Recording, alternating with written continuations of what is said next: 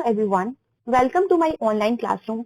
Today in this video, we are going to discuss the flowchart of class 9 geography, chapter 3, the drainage. Now under this chapter, whatever the important headings, we are going to read that all the headings I will mention here one by one with the map work also, because we very well know map work is very important in geography. After that, I have also mentioned some important question which is related to this flowchart as well as the chapter. So let's see what are the important headings. Take a look.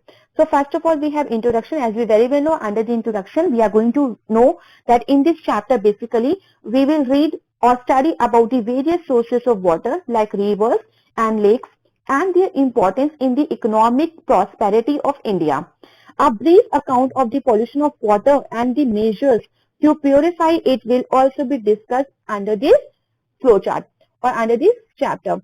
After that, we have the second heading of this main heading of this chapter, which is the meaning of drainage, which is of course the chapter name. So of course it is very important to understand the meaning of the chapter, the heading of the chapter.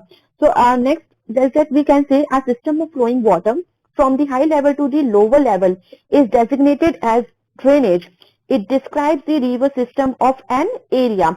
So under this drainage, of course, we will read about the what do you mean by drainage basins and what do you mean by water divide. So these are the important headings we are going to read under this meaning of drainage. Next we have what do you mean by drainage pattern. So according to the first of all, we have to know what is the meaning of drainage pattern and what it means and how many types we have under this drainage pattern. So we have total 4 types of drainage pattern. First we have the first I'll explain what is the meaning of drainage pattern. Within the same river basin, the different streams and rivers make and remake different patterns due to different geological structures, relief of the land and climatic conditions of the land. So under this we have some important or main 4 types of pattern, that how the river flows whenever it's going to be flow in its basin. So of course it forms different shapes, different patterns. So that is the drainage pattern we are going to read. Now first we have the dendritic pattern. Second we have a trellis pattern. Third we have a radical pattern. And fourth we have a centrifugal pattern. So one by one we will discuss. I'm going to explain all these things in the time when I'm going to make a video on which is related to the chapter explanation, in that you will get all this explanation in a descriptive way. After that, let's see the next heading of this flowchart which we have. It is the major drainage systems in India. So the major drainage system, if you are going to see in the India, so of course we have 2 types. First, we have divided into 2 parts. First we have the Himalayan rivers and second we have the peninsular rivers. So under the Himalayan rivers we have 3 main rivers and with its tributaries. So of course first we have the Indus and its tributaries. Second we have the Ganga and its tributaries. Third we have the Brahmaputra. Under the peninsular rivers, so first of all, of course, it is very important. Many of the times it is asked the difference between Himalayan rivers and peninsular rivers. So you all have to know what it means. And after that, we have the first under this peninsular rivers we are going to discuss, which is be given in this chapter. It is the Narmada river. About Narmada river, we will read the Tapi, the Mahanadi river, the Godavari, the Krishna, and the Kaveri river. So about all these rivers we are going to read in this chapter. And next question we have, which is related to this, the same question which we have discussed right now, difference between the Himalayan and peninsular rivers. What we have to do, we have to difference between the Himalayan and the peninsular rivers. So of course here you can see the difference under the Himalayan rivers we have these rivers and under the peninsular rivers we have this river. So one example, one point we can get from this. After that we have the next, it is next heading, the upper course or different stages of a river. So of course when we are going to see whenever a river flow from its starting point to end point, so of course it covers a lot of different courses. So let's see different stages. So first stage we have the upper course or the mountain stage. Second we have the middle course or the plain stage. Third we have the lower course or the delta stage. So by these 3 we are going to understand what is the whole pattern of flowing of any river. Just like first is the upper course, second is the middle course, and third we have the lower course. Upper course, it means mountain stage. It is the originating of any river. Second, major course which is also known as plain stage, and the lower course which is also known as a delta stage. Next heading, main heading of this chapter, as you can see the lines which I mentioned with the capital letters, those all these lines are the main headings of this chapter, and under that whatever 1, 2, 3 points are written or headings are coming, that is mentioned through 1, 2, 3 headings or points.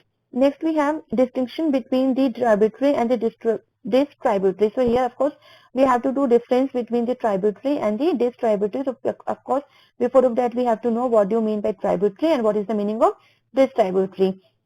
Next we have role of rivers in India's economy. What is the role of rivers? Are we really benefited by any rivers or not? What is the role of rivers in our life?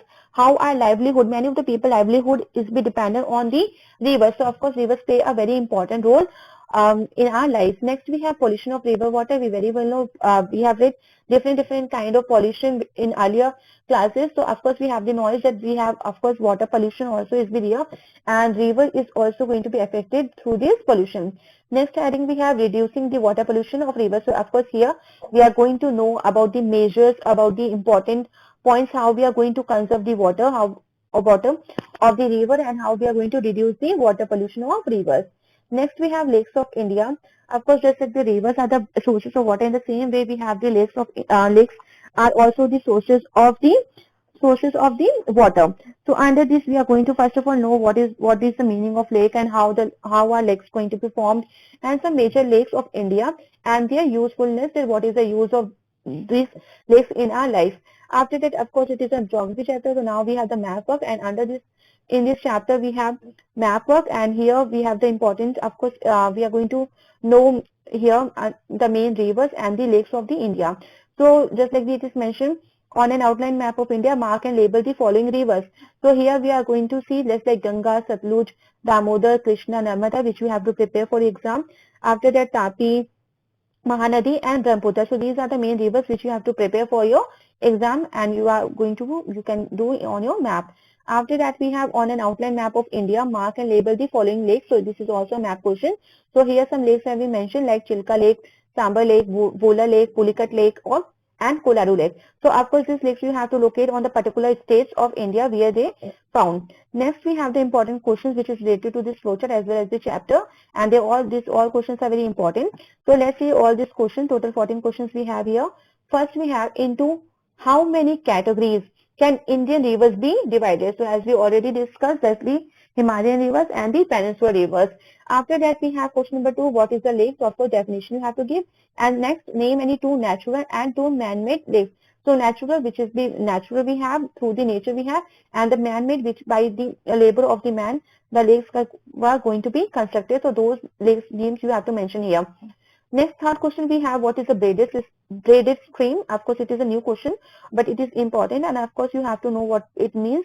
So if you are facing any problem related to this question, please comment me, and I'll give the answer of that particular question, or I will make another video in that I'm going to mention, or I'm going to tell all the questions with your answers. After that, question number 4 we have, name any two salt water lakes of India. Uh, Question number 5 we have, what is the National Rivers Conservation Plan? After that we have question number 6, how are lakes formed? Question number 7, write any 4 characteristics of the Ganga Brahmaputra Delta. Compare the east flowing rivers and the west flowing rivers. Next we have, distinguish between a tributary and a distributary. Question number 10, discuss different rivers of the Himalayan region. Write question number 10, discuss different rivers of the Himalayan region. Question number 11, write about the rivers of peninsular India. Here we have to write about the rivers of the peninsular India. So of course we have to know here what are the main rivers of the peninsular India. Question number 12 we have, compare the Himalayan rivers with those of the peninsular rivers. Question number 13, what role do the rivers play in India's economy? Which is already mentioned in the flowchart. Question number 14, what causes lead to water pollution of the rivers? What are the reasons because of that we are facing the problem of water pollution of the rivers? So these are the important topics or important questions which all we have to plan here. Once planning is being missed, so I'm going to be correct that one. It is a plan. What is the National Rivers Conservation Plan? So of course it is started by the government to conserve the river water or to rivers. So this is the whole flowchart which I have presented in front of you, and it is going to really helpful to you. So just see all these headings and just prepare for your exams, as well as you can easily understand through this flowchart. You can use this flowchart as a part of your revision also. Now, thank you everyone.